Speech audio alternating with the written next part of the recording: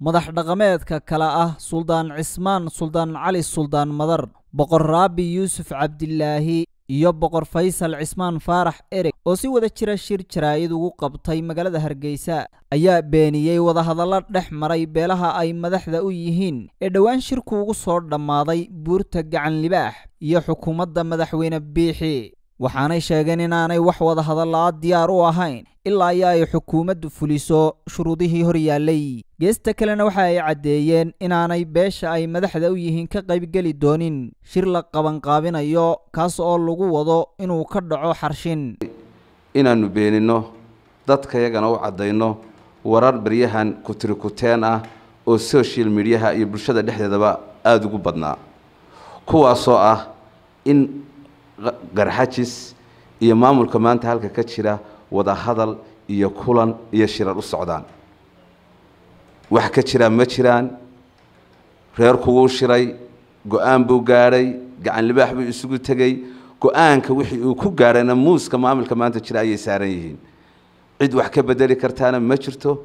cid la kulmi kartaana ma jirto wada hadal iyo waan inoo socota iyo shirarna ma jiraan hadduu wax ka qabanaya maanta maamulka jira wixii dalka iyo dadka aanu aragnay inay dani ugu jirto hortiisa ayay yaalaan waana laga sugayaa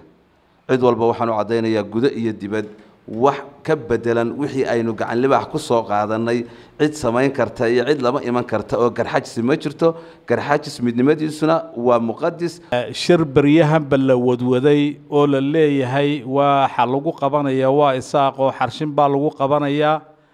haddaanu nahay beelweynta garxajis waxaanu cadaynaynaa ummadana u sheeganaa cid kastay khusaysana u sheeganaa inaanaan ku jirin annagu shirka aanu qabanana aanu ku qaban doono deegaamada garxajis kolba deegaankii la isla garto taas baanu cadaynaynaa dadka nuhnuhda wada iyo dadka waxyaabo aan jirin sheegaya waanu uga diganaa dowladda Itoobiya iyo kililka Soomaalidana waxaanu leenahay sidaas baanu idii sheeganaa dhulka u badanna annaga adagna oo deegaan ahaan u degna ni cid walibana way garanaysaa inuu dulman yahayna way garanaysaa waxa kale oo aan sheegayaa beelweyntii garxajis ee ku shirtay gacan libaax waxay ballan qaadeen beelahii dulmanaa sida garxajis oo kale shirkii aanu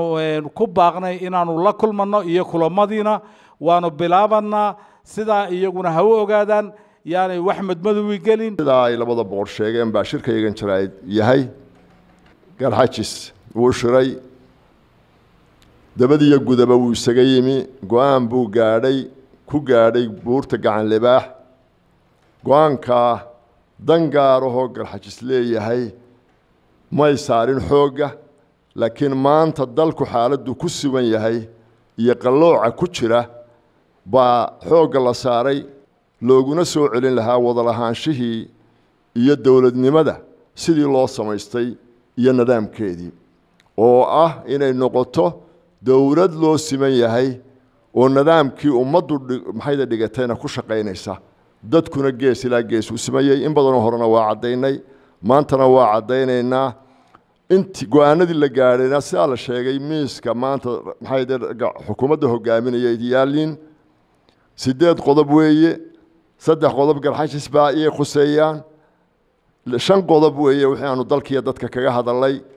ceelaf weyn mooyaan colaadda halka taala mooyaan intii kale midna waxba lagama fulin waa u fadhinaa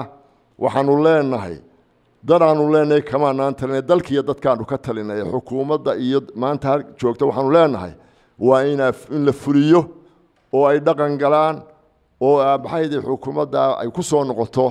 dalkan iyo dadkan wixii ay u samaysteen ugu dambeyntiina waxay hambaliyo iyo fariin u direen madaxweynaha cusub ee dowlad deegaanka Soomaalida Mustafa Cagjar waxaanu ku soo dhaweynaynaa madaxweynaha cusub ee kililka waanu ku hambalyeynaa masabka loo dhiibay hambalyaanu leenahay Ali Fahad Sab TV magaalada Hargeysa